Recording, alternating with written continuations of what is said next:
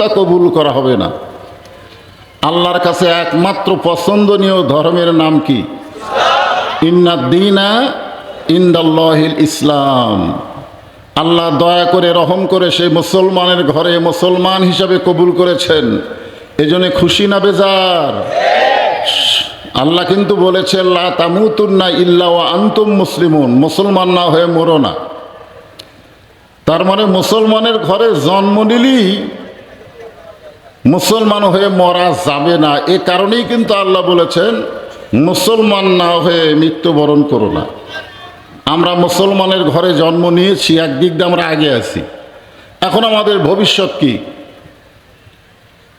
আপনাদের ভবিষ্যৎ কি? হাসিনার ভবিষ্যৎ ছিল 141 সাল। হাসিনার গ্রুপের ভবিষ্যৎ কি ছিল? 41 সাল। আপনাদের ভবিষ্যৎ কি?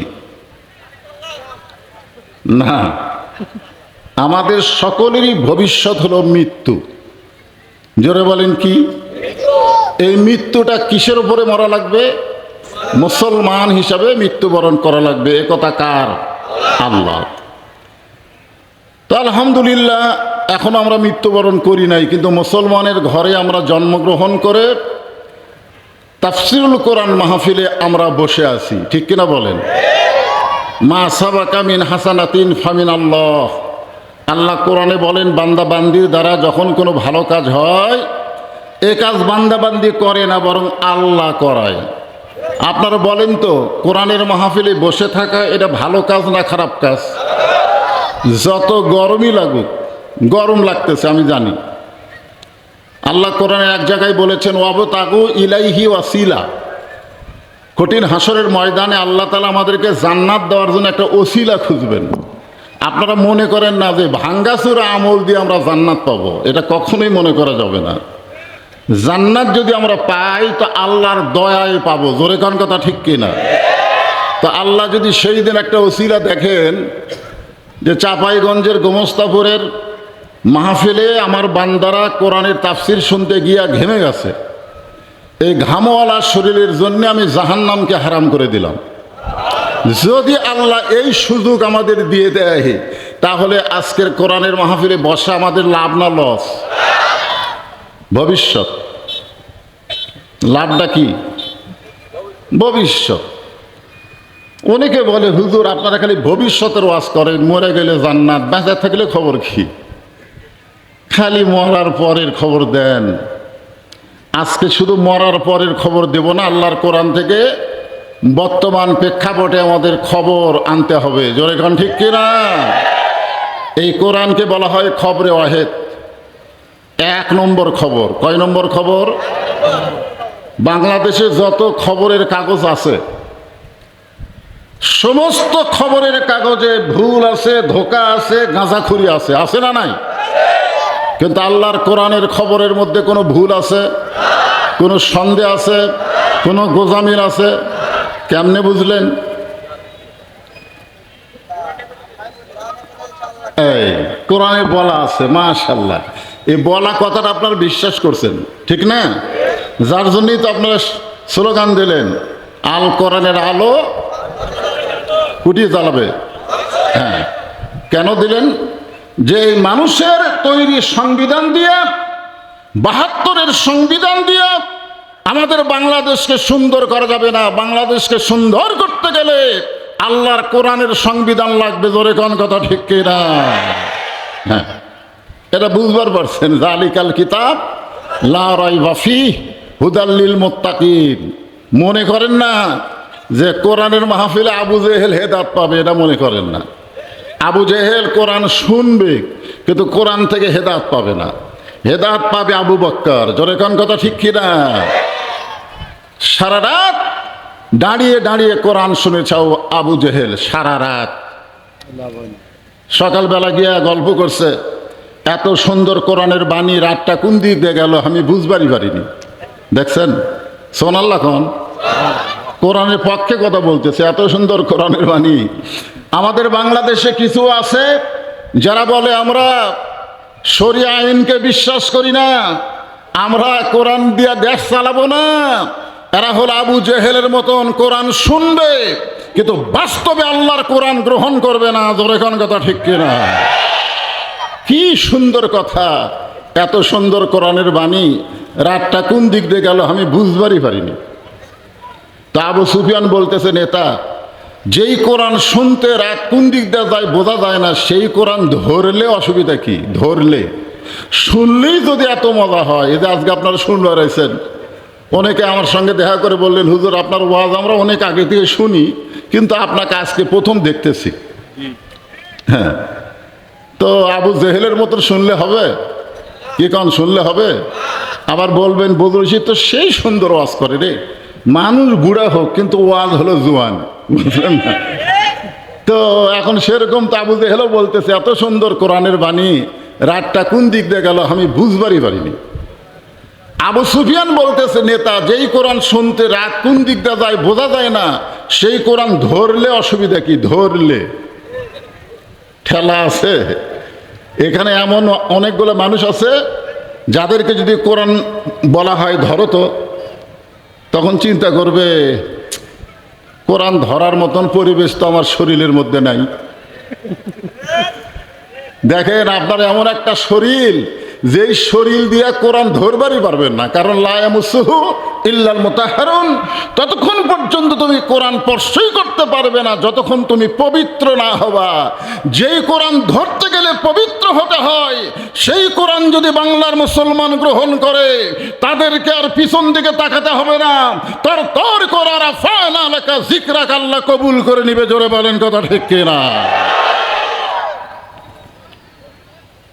আসুন আমরা আল্লাহর শুকর আদায় করি যে আল্লাহ ভাগ্য গুণে আমাদেরকে এমন একটা নবী দিয়েছেন, তিনি শুধু নবী না, তিনি হলেন নেতা। তিনি শুধু কি না? নবী না, তিনি কি? নেতা। আবু জেহেল বলতেছে, আবু সুফিয়ান, এই কোরআনকে যদি আমরা ধরি, এই কোরআনকে যদি আমরা গ্রহণ করি, তাহলে আমাদের ভুয়া নেতৃত্ব চলবি না। এটা ডাইরেক্ট কথা। আবু জেহেল বলতেছে, কোরআনকে যদি আমরা গ্রহণ করি তাহলে আমাদের ভুয়া নেতৃত্ব চলবে না, আসল নেতা হয়ে যাবে আব্দুল্লাহর এতিম পোলা। আমার নেতা তোমার নেতা। হ্যাঁ, আমরা কাউকে নেতা হিসেবে মানি না, একজনকেই মানি, যিনি আমাদের নবী। যিনি কি? নিদানে আখেরাতে, তরাইতে পুলসিরাতে, কান্ডারি হইয়া নবী পার করিবেন সেই তরণী। লাইলাতুল মেরাজে আল্লাহ নবী যখন জান্নাতের মধ্যে প্রবেশ করলেন, নবীর সঙ্গে একজন ফেরেশতা ছিলেন। সেই ফেরেশতার নাম হলো জিবরাইল। জোরে বলেন, নাম কি? আর আমাদের সঙ্গে সবসময় কয়টা ফেরেশতা থাকে? আর নবীর সঙ্গে কয়টা? একটা। আপনার হয়তো বলবেন, হুজুর নবীর দুই কান্দে দুটা ফেরেশতা নাই। না, নবীর কান্দ চড়ার মতন যোগ্যতা কোনো ফেরেশতার নাই। সুবহানাল্লাহ বলেন, আরো জোরে কেন সুবহানাল্লাহ? ফেরেশতা জিবরাইল বললেন, ইয়া রাসূলুল্লাহ, আপনি যদি জান্নাত থেকে বের না হন, আল্লাহ আপনাকে জান্নাত থেকে বাইরে করে দিবার পারবে না। কারণ আমরা এমন একটা আল্লাহ পেয়েছি, লিমা তাকুলু মা লা তাফআলুন, আল্লাহ যেটা বলে সেটা করে। ঠিক কিনা বলেন? না খালি এমনি এমনি। আল্লাহ বলেছেন, সালামুন আলাইকুম তিবতুম ফাদখুলুহা খালিদিন। কেউ যদি একবার জান্নাতে প্রবেশ করে, আল্লাহ তাকে চিরস্থায়ীভাবে জান্নাত দিয়ে দিবে। ওগো নবী, আপনি যদি জান্নাত থেকে বের না হন, আল্লাহ আপনাকে বাড়ি করে দিবার পারবে না। সঙ্গে সঙ্গে নবী রাগ করে বললেন, জিবরাইল, যেই কথা একবার বলেছো, এ কথা আর দ্বিতীয়বার বলো না। জিবরাইল কই, কেরি, যেই নবীর কাছে আমি আল্লাহর কোরআন নিয়ে বললাম, ওমা আরসালনাকা ইল্লা রাহমাতাল লিল আলামিন, আল্লাহ আপনাকে বিশ্ব জগতের জন্য রহমত স্বরূপ প্রেরণ করেছে। বিশ্ব জগতের মধ্যে জান্নাত আছে না নাই? এই কথা কান আছে না নাই? বিশ্ব জগৎ খালি বাংলাদেশ? যেই নবী হচ্ছেন রহমত স্বরূপ নাজিল হয়েছে, আর সেই নবী এত রাগ করলো। জিবরাইল বললেন, ইয়া রাসূলুল্লাহ, আমি তো আপনার পক্ষে কথা বললাম, আপনি এত গরম হওয়ার কারণ? আল্লাহ নবী বললেন, জিবরাইল, আমি নবী আমার জন্যে না, আমি নবী হলাম আমার উম্মতের জন্যে। নবীর উম্মত কারা? দুর্গা পূজা যারা করবি তারা নাকি? আচ্ছা, আপনার পূজা করলেন না, কিন্তু পূজার বাড়ি দেখবার গেলেন, পূজার মেলাত গেলেন, চলবে? বুখারী শরীফের হাদিস, মান তাশাব্বা বিকওমিন ফাহুয়া মিনহুম, মান তাশাব্বা কওমিন ফাহুয়া মিনহুম। যে জাতকে অনুসরণ করবেন ওই জাতের সাথে হাসর নাসর হবে। তো এখন ব্যাপার হলো, আল্লাহ রাসূল বললেন, আমি নবী আমার জন্যে না, আমি নবী হলাম আমার উম্মতের জন্যে। আমি সেই দিন জান্নাতে থাকার জন্য প্রবেশ করব যেদিন আল্লাহ আমার সমস্ত উম্মতানিকে জান্নাত দিয়ে দিবে। সুবহানাল্লাহ। কারা কারা করলেন না? এখন বলেন, যেই নেতা জান্নাতের মধ্যে গিয়ে আমাদের কথা ভোলে না, আমরা সেই নেতার অনুসরণ করব যেই নেতারে ভোট দিলে সংসদে গেলে আমাদের কথা মনে থাকে না, সব টাকা বিদেশে পাচার করে। জোরে কোন ঠিক না? আমরা কোন নেতার পিছনে ঘুরবো?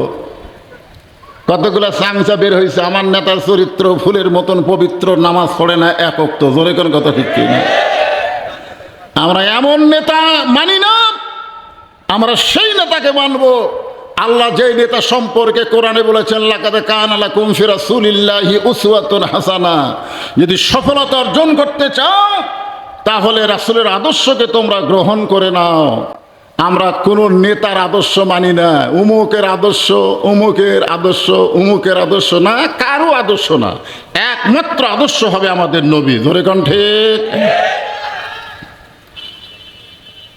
আমরা এমন একটা নবী পাইছি যেই নবী জান্নাতে প্রবেশ করবে না, আমাদেরকে বাহিরে রেখে আমাদেরকে নিয়ে জান্নাতে ঢুকবে।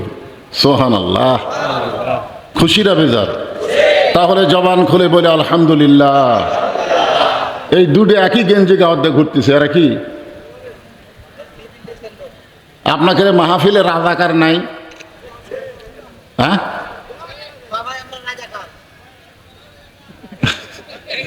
রাজাকার শব্দের অর্থ হলো স্বেচ্ছাসেবক। রাজাকার শব্দের অর্থ হলো স্বেচ্ছাসেবক। জোরে গান কি? এই আরো জোরে গান কি? হ্যাঁ, রাজাকারের অর্থ জানা লাগবে। আল বদরের অর্থ কি, আর শামসের অর্থ কি? ওরা যে আমাদেরকে বলে এরা রাজাকার, আল বদর, আর শাম, আরে প্রত্যেকটা বেটার বাংলা অর্থ করে দেখতো কি কয়। তো রাজাকার মানে এত বিশাল একটা মাহফিল, স্বেচ্ছাসেবক থাকা দরকার। এই ছোটো ছোটো বাচ্চারা হয়তো ডিস্টার্ব করবে যখন তাফসিরের মধ্যে ঢুকে যাবে, এখনো তো ঢুকি নেই, তো আপনারা এই দিকে একটু খেয়াল করবেন। যে কোরআন থেকে আমি আপনাদের সামনে আলোচনা করব, ছোট্ট একটা সূরা, সূরা আসর। নাম কি? আসর শব্দের অর্থ হলো সময়। বর্তমান সময় কেমন চলতেছে, আমরা সামনে কেমন সময় আশা করতেছি, সময়ের অত্যন্ত গুরুত্ব আছে। আছে না নাই? দরকার আছে না নাই? বর্তমান সময়ে একটা ছোট বাচ্চা কান্দে, দোয়া দরুদ পড়ে ফুঁক দিলে কান্না থামে না। বর্তমান সময়ে সূরা আয়াতুল কুরসি পাঠ করে পানি ফুঁক দিয়ে বাচ্চারে খাওয়ালেও বাচ্চার কান্না থামে না। এক সময় বাচ্চার মা বলতেছে, এই সময়ে দোয়া দরুদ দিয়ে আর কাম হবে না। বর্তমান সময়ে দোয়া দরুদ দিয়ে কাম হচ্ছে না। কয়েক মাস পরে জিজ্ঞাসা করা হলো, তোমার সন্তানকে আগের মতন কান্দে? কয় না, আর কান্দে না। তো কোন দোয়ায় কাম হলো? কয়ের বাপ একটা মোবাইল কিনে দিছে, যখনই কান্দে তখনই চালু করে দেয়, আর কান্দে না। বর্তমান সময়ে ছোট বাচ্চার হাতে মোবাইল দেওয়া হয়েছে। জোরে কান কথা বলেন না কেন?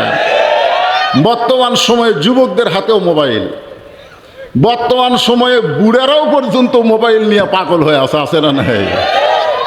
একই বাড়িতে তিনজনের হাতে মোবাইল, তিনজনে খালি মোবাইল নিয়ে বসে আছে। এই একটা পরিস্থিতি বর্তমান সময়ে। সময়ের শপথ করলেন আল্লাহ, কারণ সময় অত্যন্ত গুরুত্বপূর্ণ। আজ থেকে 48 বছর আগে এই সময় নিয়ে আব্দুল আলিম একটা গান গাইছিল। শিল্পীর নাম কি? মিশে মায়াই বন্দি থাইকা করলাম কত খেলা, পশ্চিমে তাকায়া দেখো তোমার ডুইবা গেছে বেলা। বেলা মানে কি? অনেকে বলেন আর বেলা নাই রে, আর বেলা নাই রে, মানে আর কি নাই, আর সময় নাই। আপনারা নিজের জীবনের দিকে খেয়াল করে দেখেন।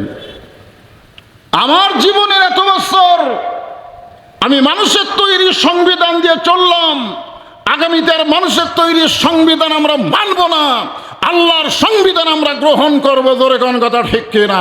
হ্যাঁ, অত্যন্ত গুরুত্বপূর্ণ বিষয় হলো সময়।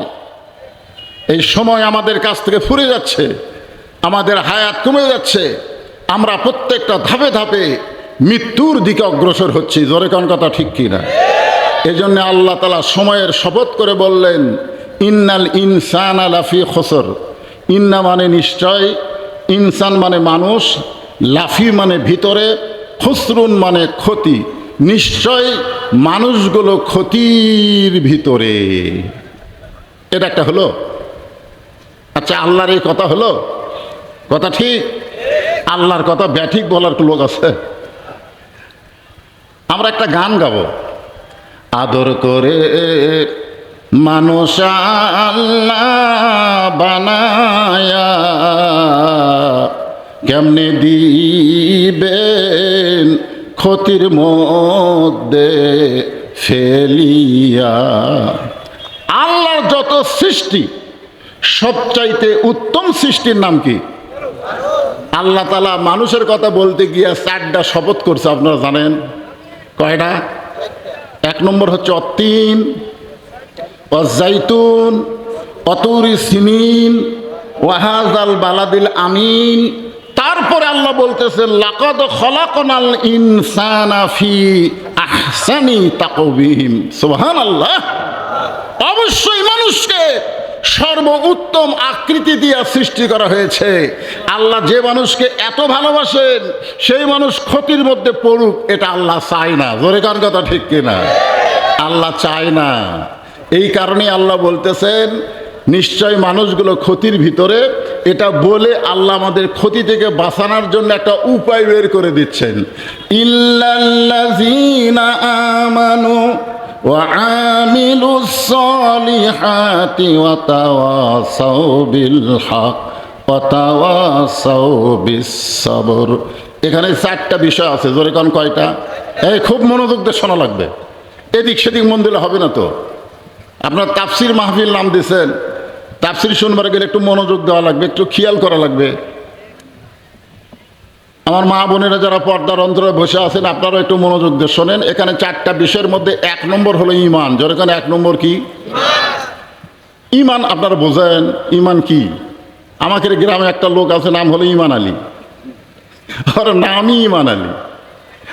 এক লোকের নাম হজরত আলী, এক ওয়াক্ত নামাজ পড়ে না, নাম হজরত আলী, কিন্তু নামাজ পড়ে না। ইমান আলী আজান দিলে ঘাড়ে কাজ করেছিল ভাই। এখানে 1 নম্বর হলো ইমান। ইমান সম্পর্কে জিজ্ঞাসা করলেন সাহাবীরা, ইমান সম্পর্কে হুজুর আমাদের ভালোভাবে বলেন। আল্লাহ রাসূল বললেন ইকরার বিল লিসান, তাসদিক বিল জানান, আমল বিল আরকান। এরই নাম হলো ইমান। জবানে বলতে হবে লা ইলাহা ইল্লাল্লাহ, শুধু জবানে বললে হবে না, তাসদিক বিল জানান, এটা কলিজার মধ্যে জায়গা দেওয়া লাগবে। কলিজার মধ্যে যখন ইমান থাকবে তখন ওই মানুষের চরিত্রটা কেমন হবে? তাসদিক বিল জানান বোঝেন? এখন এসে উকিল বলতেছে, উকিল এসে বলতেছে স্যার, আপনি যদি রাষ্ট্রপতির কাছে বাঁচার দরখাস্ত লেখেন আর রাষ্ট্রপতি যদি আপনাকে মাফ করে দেয় তাহলে আপনার ফাঁসি কার্যকর হবে না। উকিল এসে বলতেছে আপনি একটা কাম করেন, রাষ্ট্রপতির কাছে একটা দরখাস্ত লেখেন, রাষ্ট্রপতি যদি আপনার দরখাস্ত মঞ্জুর করে তাহলে আপনার আর ফাঁসি কার্যকর হবে না। ইমানদার মুচকি মুচকি হাসে। উকিল বলে হাসেন কেন? বলে হাসার কারণ হলো আমার জীবনে 3টা রাষ্ট্রপতিকে আমি ক্ষমতা থাকা অবস্থায় মরা দেখছি। যে রাষ্ট্রপতির কাছে আমাকে বাঁচার দরখাস্ত লিখতে বলতেছ, এইরকম 3টা রাষ্ট্রপতিকে ক্ষমতা থাকতে আমি মরা দেখছি। এই 3টাই হলো রহমান। যেরকম 3টা কি? একটা হলো বঙ্গবন্ধু শেখ মুজিবুর, একটা হলো জিয়াউর, একটা হলো জিল্লুর, এই তিনটা রহমান ক্ষমতার থাকা অবস্থায় মারা গেছে। যে সমস্ত রাষ্ট্রপতি ক্ষমতার থাকা অবস্থায় নিজেই মারা যায়, কোনো ইমানদার কোনোদিন তাদের কাছে প্রাণ ভিক্ষা চাবে না। ধরে কারণ ঠিক না? উকিল বলতেছে এই গোয়ারকির কারণে আপনার ফাঁসি হবে।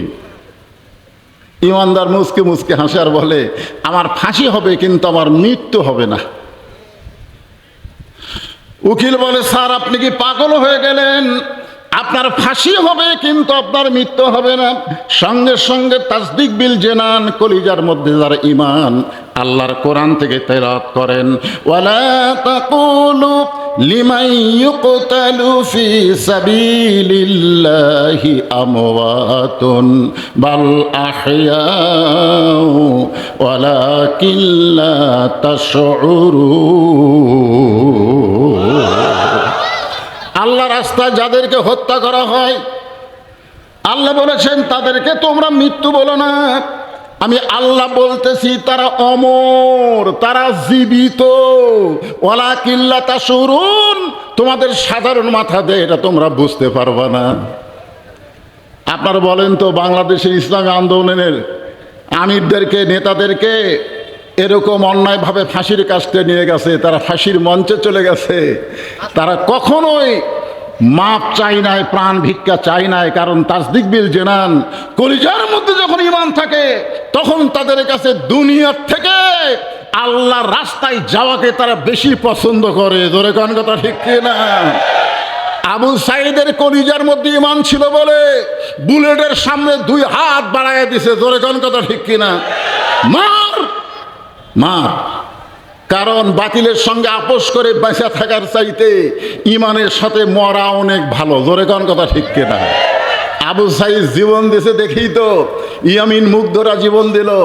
প্রায় 2000 যুবক ছাত্র জনতা জীবন দেওয়ার কারণে হাসিনার মতন পাওয়ার, যে বলতে 41 সাল এই দেশ আমার বাপের, দেশ আমার, আর থাকতে পারলো না, পালায়া চলে গেল। জোরে কোন কথা ঠিক কিনা? চিন্তা করছেন? এই জন্যে তাসদিক বিল জেনান, মুখে মুখে লা ইলাহা ইল্লাল্লাহ এ ঝাঁকি হিন্দুরা মারবার পারবি। জোরে কোন কথা ঠিক কিনা? লা ইলাহা ইল্লাল্লাহ, লা ইলাহা ইল্লাল্লাহ পারবি না? এখনকার ছেলেরা কি বুঝবা? যুদ্ধের সময় আমার এলাকার হিন্দুরা পর্যন্ত কলিমার জিকির করছে 9 মাস। আমরা যা জিকির করছি আমাদের চাইতে ওরাই বেশি করছে। এলা পুজে আর দুর্গা পুজে, যুদ্ধে 9 মাস কোনো পূজা হয়নি। খালি আর্মি দেখলি লা ইলাহা ইল্লাল্লাহ, লা ইলাহা ইল্লাল্লাহ, তখন আর্মিরা বলতো বিলকুল ঠিক হয়, ঠিক হয়। এক হিন্দু মুরব্বী আমাকে বলছে বাবা মুসলমানের কলমার দাম আছে। তা আমি কইলাম আপনি হিন্দু হয়ে মুসলমানের কলমার দাম কেমনে বুঝলেন? বলে যুদ্ধের সময় বুঝেছি।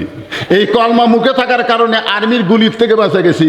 আমি কইলাম দাদা শুধু জবানে কলেমা থাকার কারণে যদি আর্মির গুলি থেকে বাঁচেন, এই কলেমা যদি কলিজার মধ্যে জায়গা দিবার পারেন তাহলে জাহান্নাম থেকে আল্লাহ বাঁচায় দিবে। জোরে কণ্ঠে তাসদিক বিল জেনান। এই তাসদিক বিল জেনান অর্জন করতে গেলে এই বর্তমান সমাজ দিয়ে কাম হবে না, এই সমাজকে পরিবর্তন করা লাগবে। জোরে কণ্ঠে হ্যাঁ। এরপর আল্লাহ বললেন, হাদিসের শেষে বলা হয়েছে আমল বিল আরকান, আমল করতে হবে ঈমান অনুযায়ী, ঈমান অনুযায়ী আমল করতে হবে। ঈমান অনুযায়ী যদি আমল করতে চাই, 1 নম্বর আমলের নাম হলো নামাজ। জোরে বলেন নাম কি? সবাই বলতেছেন না? তার মানে এখানে অনেকে আছে মাগরিব এসা পড়েননি নাকি? ওয়াজ দেওয়া হবে না তো? আমাদের মতন বক্তারা ওয়াজ করতে করতে মরে যাবি, কিন্তু বাংলাদেশের যুবকেরা, বাংলাদেশের মানুষেরা নামাজি হবে না। কারণ নামাজ ওয়াজ দেওয়া হয় না।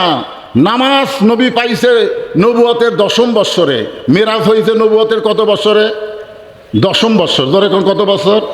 10ম বৎসরে মেরাজ হয়েছে, তখন আল্লাহ 5 ওয়াক্ত নামাজ দিছে। নবী নামাজ নিয়ে দুনিয়াতে আসলেন। নামাজের যত আয়াত কোরআনে আছে প্রত্যেকটা আয়াত হচ্ছে ও আকিমুস সালাত, ও আকিমুস সালাত, নামাজ কায়েম করো। তো রাসূল বললেন আল্লাহ আপনি যত জায়গায় নামাজের কথা বলছেন প্রত্যেক জায়গায় নামাজ কায়েম করার কথা বলছেন, কিন্তু নামাজ আমি 5 ওয়াক্ত পাইলাম, কিন্তু নামাজ তো কায়েম করা যাচ্ছে না। আজান ছাড়া চোরের মতন চুপি চুপি নামাজ পড়া লাগতেছে। আল্লাহ বলেন হাবিব নামাজ কায়েম করতে গেলে একটা পরিবেশ লাগবে। বর্তমান মক্কায় সে পরিবেশ নাই। আমাদের বর্তমান বাংলাদেশে নামাজ কায়েম করতে গেলে যেই পরিবেশ লাগবে সেই পরিবেশ এখন বর্তমানে বাংলাদেশে নাই। রাসূলও সেই পরিবেশ পায় নাই। কিন্তু হিজরত করার পরে, মদিনায় যাওয়ার পরে রাসূল শুধু নবী ছিলেন না, মদিনার রাষ্ট্রপতি হয়ে গেলেন। জোরে বলেন কথা ঠিক কিনা? ঘোষণা করা হলো আল্লাযীনা মাক্কান্নাহুম ফিল আরদ। মুসলমানের মধ্যে কেউ যখন ক্ষমতার চেয়ার পাবে তার 1 নম্বর দায়িত্ব কি? পদ্মা সেতু নির্মাণ করা, নাকি মাদক মুক্ত সমাজ করা, বাল্য বিয়া বন্ধ করা। এগুলা কাজ হতে পারে, তবে 1 নম্বর না। 1 নম্বর কাজ হচ্ছে আকামুস সালাত, নামাজ কায়েম করা। আজকে আমাদের বাংলাদেশে নামাজ পড়ার ওয়াজ দেয়া নামাজ হবে না, নামাজ কায়েম করার বিল সংসদে উত্থাপন করা লাগবে। জোরে কোন কথা ঠিক কিনা? এখন নামাজ কায়েমের বিল সংসদে কারা উত্থাপন করবে? যাই বলে আইরে সেই দিকে যাই রে, বুঝা শোনা নাই রে। এটা ডাকসু প্রমাণ করেছে, জাকসু প্রমাণ করেছে। আর ডাক দিলেই যাওয়া যাবে না, বুঝে শুনে আমাদেরকে ডাকে সাড়া দিতে হবে। জোরে বলেন কথা ঠিক কিনা? যাই বলে আইরে সেই দিকে যাই রে, বুঝা শোনা নাই রে। সেদিন শেষ, আর আগেকার দিন নাই। তুমি বলতেছো আমরা 90% ভোট পাবা। কত পাবা? খালি রাজশাহী ভার্সিটির ইলেকশন হলেই বুঝতে পারবা। তোর এখন কথা ঠিক কিনা? মগা খালি মোছে মোছে তাল মারতেছে, তোমার দেখতে পাচ্ছ না? জনগণ আগের রাস্তা তার নাই। মানুষ দিন দিন বুঝতেছে। জোরে কোন কথা ঠিক কিনা? এই জন্যে একেবারে ইমানের পাশাপাশি আল্লাহ বলতেছেন ওয়ামিলুস সালিহাত, নেক আমল করতে হবে। নেক আমলের 1 নম্বর আমল হচ্ছে নামাজ। জোরে বলেন, নাম কি? আপনি যদি নামাজ কায়েম হয়, নামাজ আদায় করেন, সঙ্গে সঙ্গে আল্লাহ তাআলা আপনাকে 3টা পুরস্কার দিবে। জোরে বলেন কয়টা? 1 নম্বর পুরস্কার হলো ইন্নাস সালাতা তানহা আনিল ফাহশাই ওয়াল মুনকার। একমাত্র নামাজই পারে মানুষকে যাবতীয় বেহুদা খারাপি কাজ থেকে হেফাজত করতে। আপনার ছেলের হাতে মোবাইল থাকবে, আপনার টেনশন করা লাগবে না। আপনি এশার নামাজের পরে ঘুমে যাবেন, আপনার কোনো টেনশন করা লাগবে না। আর এখন টেনশন করতেছেন, ছেলের হাতে মোবাইল আছে, ঘুমায় গেলে ছেলেদের কি করবি রে? আপনার ছেলেদের নামাজ পড়ে না, বুঝলেন না? নামাজ যদি ধরে তাহলে মোবাইলের ভালো ভালো ভিডিও দেখবে, অশ্লীল ভিডিও আসতেই ইমান বলে দিলে তোর বাপ মা ঘুমায় গেলে কি হবে? কেউ না ঘুমালে, কেউ না দেখলেও আল্লাহ দেখতেছে। জোরে কোন কথা ঠিক কিনা? কথা বলেন। ফালিয়াবুদু রাব্বা হাযাল বাইত। ওই ঘরের মালিকের যদি তোমরা গোলামি করো, নামাজ পড়ো, সঙ্গে সঙ্গে তোমাদেরকে 2টা পুরস্কার দেওয়া হবে।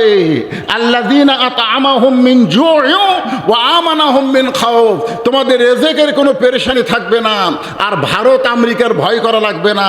যাবতীয় ভয় থেকে আল্লাহ পুরাপুরি নামাজীদেরকে নিরাপত্তা দিয়ে দিবে। জোরে বলেন কথা ঠিক কিনা? জোরে বলেন। আফগানিস্তান যখন ইমারত বা খেলাফত কায়েম করলো, তখন আমেরিকা, ভারত, রাশিয়ারা বললো কয়দিন টুপিওয়ালা মোল্লারা কয়দিন দেশ চালাবে। এখন দেখতেছে আমেরিকাও লাগতেছে না, রাশিয়াও লাগতেছে না, কোনো দেশ লাগতেছে না। আল্লাহর আসমান থেকে অবারিত রিজিক আল্লাহ তাআলা আফগানিস্তানে পাঠাই দিচ্ছে। জোরে বলেন কথা ঠিক কিনা? হ্যাঁ, আল্লাহ বলতেছে না আল্লাযীনা আত'আমাহুম মিন জুহ, তোমাদের কোনো রেজেকের পেরেশানি থাকবে না। ও আমানাহুম মিন খাউফ, ওই অ্যাটম হাইড্রোজেনের ভয় করা লাগবে না। ভারতের যদি কেউ বলে আমরা ইচ্ছা করলে বাংলাদেশকে 10 মিনিটে সাইজ করব, ও ভারতের নেংটির জাতিরা, ওই কথা মুখে বলতে পারো, বুক ফুলায় বাংলাদেশের তাকায় দেখো, তোমাদের অ্যাটম বোম বাংলার জমিনে পড়তে পারে। ইব্রাহিম নবীর জন্যে নমরুদের আগুন জ্বলতে পারে, কিন্তু আগুন পুড়াবার ক্ষমতা আল্লাহর হাতে। অ্যাটম বোমা ভারত তৈরি করতে পারে, কিন্তু অ্যাটম বোমা ফুটানোর ক্ষমতা আল্লাহর হাতে। সমস্ত কিছু থেকে পুরাপুরি নিরাপত্তা দিয়ে দিবে একমাত্র আল্লাহ। জোরে বলেন কথা ঠিক? মাশাআল্লাহ। তাহলে আমিলুস সালিহাত, নেক আমল যদি আমরা করতে চাই, 1 নম্বর নেক আমলের নাম হলো নামাজ। জোরে বলেন, নাম কি? হলো নামাজ। কিন্তু নারীদের জন্যে, নারীদের জন্যে নামাজ, এখানে যে মহিলার নামে মাদ্রাসা, কি নাম আপনার? ফাতেমা চেনেন নাকি? চেনেন? ফাতেমার শোনেননি কি? মহিলাদের জন্য 1 নম্বর নেক আমলের নাম হলো পর্দা। একটা মেয়ে মানুষ নামাজ পড়ে কিন্তু পর্দা মানে না, আপনার বলেন তো ওর নামাজ দেখাম হবে? হবে? আর পর্দা এইটা হলো 1 নম্বর। যদিও মেয়েদের জন্য 4টা আমলের কথা বলা হয়েছে, খুব খেয়াল করেন, ও আমিলুস সালেহার উপর কথা বলতেছি। মেয়েদের জন্য আমল কয়টা? 4টা। যেটা আপনার বলেন 1 নম্বর নামাজ, 2 নম্বর রোজা, 3 নম্বর স্বামীর কথা মতো চলা, 4 নম্বর শরীরের হেফাজত, পর্দা করা। আল্লাহ রাসূল ফাতেমাকে কাছে ডাক দিয়ে বলেন, ফাতেমা, তোমার কি কখনো মনে হয় যে তোমার বাবা বিশ্ব নবী বলে আল্লাহ তোমাকে জান্নাত দিবে? এটা কি তোমার কখনো মনে হয়? ফাতেমা বলতেছে, বাবা, আমার সবসময় মনে হয় আমার বাবা হলেন সাইয়্যিদুল আম্বিয়া, সাইয়্যিদুল মুরসালিন, এমন একজন নবীর মেয়ে ফাতেমা, আর আল্লাহ আমাকে জান্নাত দিবে না? আল্লাহ রাসূল ফাতেমার হাতটা টেনে ধরে হাতে একটা চুমু দিয়ে বললেন, ফাতেমা, এ কথা তুমি কখনোই মনে করবা না যে তোমার বাবা বিশ্ব নবী বলে আল্লাহ তোমাকে জান্নাত দিবে। জান্নাত যদি পাবার চাও, জান্নাতের আমল করে তোমাকে জান্নাতে যেতে হবে, জান্নাতের আমল করতে হবে। ফাতেমা চমকে বললেন, বাবা, জান্নাতের আমল কি? রাসূল বললেন, মেয়েদের জন্য খুব বেশি আমল না। 1 নম্বর নামাজ পড়বা, 2 নম্বর নামাজ কি সবসময় পড়বা? 24 ঘন্টার মধ্যে কয়বার? খেয়াল করেন, কয়বার? 24 ঘন্টার মধ্যে 5 বার 5 ওয়াক্ত নামাজ পড়লি শেষ। বছরে 1 মাস রমজানের রোজা রাখবা, বছরে 1 মাস, সারা বছর রোজা রাখা লাগবে না, সারা বছরে 1 মাস রোজা রাখবা, তাহলে 11 মাস কি রোজা আছে? 1 মাস যে ফরজ রোজা সেরে 13। তারপরে বলতেছে, স্বামী যদি খেদমত চায়, স্বামীর খেদমত করবা। স্বামী যদি চায়, খুব খেয়াল করবেন, স্বামী যদি খেদমত চায় তাহলে স্বামীর খেদমত করবা। ইচ্ছা অনুযায়ী স্বামীর খেদমত করা যাবে না, কারণ অতি ভক্তি কথা কম। হঠাৎ যদি আপনি দেখেন আপনার বউ খুব খেদমত করতেছে, তখন বুঝবেন ই একটা অন্যায় অকাম করবে। হঠাৎ যদি আপনি দেখতে পান যে আপনি খেদমত চাচ্ছেন না, কিন্তু আপনার বউ জোর করে আপনাকে খেদমত করতেছে, কারেন্টের ফ্যান বন্ধ করে দিয়ে পাকা হেঁকায়, তা আপনি বলতেছেন কারেন্ট কে আছে, তো বন্ধ কেন? বলে ওই ফ্যান আমার সতীন, ওই যদি আপনি বাতাস দেয় তাহলে আমি জান্নাতে কেমনে যাই, এই জন্য ফ্যান বন্ধ করেছে, বাতাস করতেছি। বাম হাতে পাখার বাতাস করে, ডান হাত দিয়ে কপাল টিপতেছে। স্বামী কয়, কে গো এরকম কেন? বলে আপনার পায়ের তলে আমার জান্নাত। কে যেন কষে যে স্বামীর পায়ের তলে জান্নাত। আসলে স্বামীর পায়ের তলে জান্নাত না, মায়ের পায়ের তলে জান্নাত। জোরে বলেন কথা ঠিক কিনা? এটা ভুয়া কথা। আগেকার বক্তারা মরদ মানুষকে উপর থাকার জন্য যা তাই করছে। কোরআনে কার কি অধিকার সেটা আছে না নাই? দরকার আছে না নাই? আল্লাহ কোরআনে বলেছেন, হুন্না লিবাসুল লাকুম ওয়া আনতুম লিবাসুল লাহুন্না। স্বামী হলো বিবির পোশাক, বিবি হলো স্বামীর পোশাক। খালি বউ খেদমত করলে হবে না, স্বামীও বউয়ের একটু খেদমত করা দরকার, ঠিক কিনা বলেন? মা আয়েশা বলতেছেন, আমি যখন খাবার দস্তরখানা বিছাই তখন আমার নবী, আমার স্বামী মশক ভরে পানি নিয়ে চলে আসতেছে। আমি বললাম, আপনি আল্লাহর নবী? রাসূল আয়েশা, আমি আল্লাহর নবী, এটা ঠিক আছে, কিন্তু তোমার কাছে আমি আল্লাহর নবী না, আমি হলাম তোমার স্বামী। জোরে কান সুবহানাল্লাহ। খেয়াল করছেন তো? এখন কিছুক্ষণ পরে কাঁদতেছে, মনোযোগ দিয়ে শোনেন। কিছুক্ষণ পরে বউ কাঁদতেছে, বাম হাতে বাতাস করে আর ডান হাত দিয়ে স্বামীর কপাল টিপতেছে, আবার কাঁদতেছে। স্বামী বলে, কি জন্য কান্দো? এমনি এমনি। স্বামী কিন্তু বলতেছে, তুমি আমাকে এত খেদমত করতেছো, তুমি কান্দো কেন? এমনি এমনি। বগুড়ার ভাষা, এমনি এমনি কাঁদছে। না না, কি জন্য কাঁদতেছো? বলে, আপনাকে বলে কোনো লাভ নাই। আরে বলে লাভ নাই মানে? আমি তোমার স্বামী, বলো। আপনি বিশ্বাস করবেন যে আপনি যখন বাড়িতে থাকেন না, তখন আপনার বুড়া বাপ আর বুড়ি মা আমার কলিজা জোলা খাচ্ছে, আপনি জানেন? বাতাস করতেছে আর বলতেছে, আপনার বুড়া বাপ আর আপনার বুড়ি মা আমার কলিজা জোলা খাচ্ছে। আপনি যদি ওই বুড়া বাপ আর বুড়ি মায়ের সাথে থাকতে চান, তাহলে আল্লাহর রাস্তায় আমার বাপের বাড়ি পাঠিয়ে দেন। আর আমার সঙ্গে যদি জান্নাতের সংসার করবার চান, ওই বুড়া বুড়ি বাদ দেওয়া লাগবে। অমা আলাইনা ইল্লাল বালাক। আমার যা ওয়াজ ছিল আমি ওয়াজ শেষ করলাম। এই ওয়াজ শেষ করে আবার এরকম করে বাতাস করতেছে। এখন স্বামী চিন্তা করতেছে, কে রে, ই তো আমার খেদমত করতেছে, আমি খেদমত চাইনি, জোর করে খেদমত করতেছে। এই খেদমত করার পিছনে কারণ আছে না নাই? স্বামী চোখ বন্ধ করেছে, এমন সময় আমিলুস সালিহা, নেক আমল, ওয়াকাদা রাব্বুকা আল্লা তা'বুদু ইল্লা ইয়াহু ওয়া বিল ওয়ালিদাইনি ইহসানা লিয়াবলুয়াকুম আইয়ুকুম আহসানু আমালা। তোমাদেরকে পরীক্ষা করা হবে সুন্দর আমলের। তোমার বউ যেভাবে তোমার বাপ মায়ের বিরুদ্ধে বললে, এই মুহূর্তে তোমার নেক আমল কি? নেক আমল বউয়ের হাত ধরে জান্নাতে সংসার করা। নেক আমল কি? ওঠ, বউ বলতে ওঠ। বউ কই কে রে, মরদ মানুষ এত গরম কেন? তোর যা আছে ট্রাম টোপলা বান, তোর যা আছে ব্যাগের মধ্যে তোল, আমি 3 তালাকের গাড়ি করে তোকে তোর বাপের বাড়ি পাঠিয়ে দেবো। 3 তালাকের গাড়ি, 3 চাকার গাড়ি না, 3 তালাকের গাড়ি। তুই কি মনে করছিস তুই আমার বাপ মার বিরুদ্ধে বাস করতেছিস? আমার বাপ মা যদি মরে যায়, আমি কিয়ামত পর্যন্ত কাঁদলেও বাপ মাকে আমি ফিরে পাবো না। আর তোর মতন বউ সকালে মরলে আমি বিকালে বিয়ে করবো।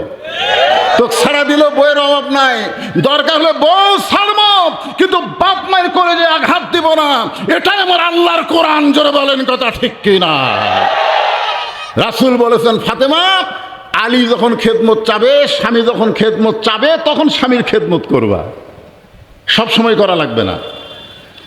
আর 4 নম্বর হলো পর্দা। ও ফাতেমা, এই পর্দাটা তোমাকে সব সময় করা লাগবে, মাঝে মধ্যে পর্দা করলে হবে না। এটা তো রাজাকার, তাই না? স্বেচ্ছাসেবক, মাশাআল্লাহ। আজকে আপনাদের বুঝাই দিলাম। কতগুলা ফালতু লোক বলে না, এই মুহূর্তে বাংলা স্যার কি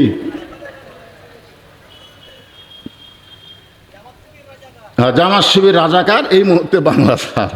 সেই জন্যে আমি বললাম রাজাকার কারা কারা? স্বেচ্ছাসেবক। ওরা কিন্তু রাজাকার বলে গাল দিচ্ছে না।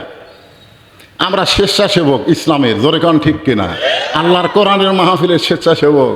বাংলার জমিনে আল্লাহর কোরআনকে গালিফ করার জন্যে আমরা দরকার হলে রাজাকার গাল শুনবো, তবে আল্লাহর কোরআন থেকে এক মুহূর্তের জন্য আমরা সরবো না। জোরে কান ঠিক কিনা? কারা কারা রাজি? 2 হাত তুলে আমার আল্লাহকে দেখান। লিল্লাহে তাকবীর। হাত নামান।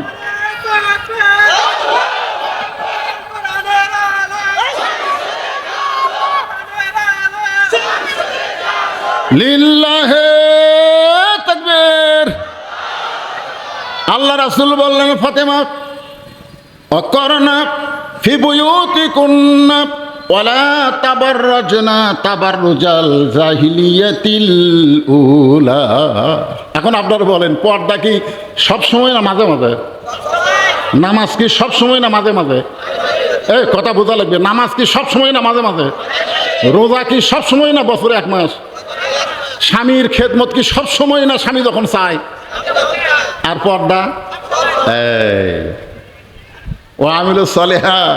আমার মায়েদের জন্য একটু বলতেছি, মায়েরা একটু মনোযোগ দিয়ে শুনবেন, কারণ মহিলা মাদ্রাসার মধ্যে ঢুকে আমার কলিজা ভরে গেছে। সবগুলা ফাতেমা হচ্ছে, সবগুলা ফাতেমা তৈরি হচ্ছে। সুবহানাল্লাহ কর না কেন? হ্যাঁ। তো এখন ফাতেমা বললেন, বাবা, পর্দা যদি সব সময় করতে হয়, তাহলে এই মুহূর্তে আপনাকে সাক্ষী রেখে আমি ফাতেমা পর্দার ভিতরে চলে গেলাম। সুবহানাল্লাহ বলতেছেন না? যেটা সব সময় করা লাগবে। এখন দাদি আর নাতনি বোঝেন না, 2 জন রাস্তা দিয়ে যাচ্ছে। দাদির বয়স হলো 70 বছর, দাদি বোরকা পরছে।